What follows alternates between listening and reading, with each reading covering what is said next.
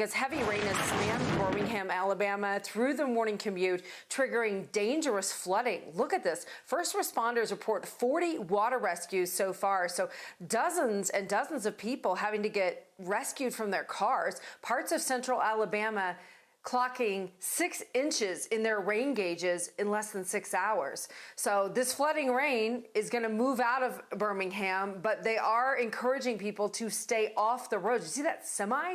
Literally covered in water. Just incredible to see this.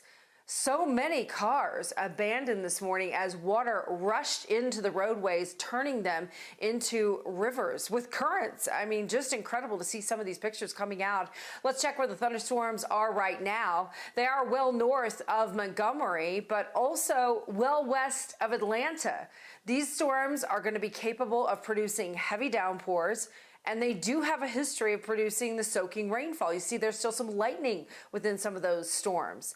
Over the last 6 hours, Birmingham has had generally 3 to 5 inches of rainfall, but there are some pockets of 5 to 8 inches of rain according to the radar, and there are flash flood warnings that are currently in effect. This is a lot of water over a large area, and this water is going to have to find a place to go.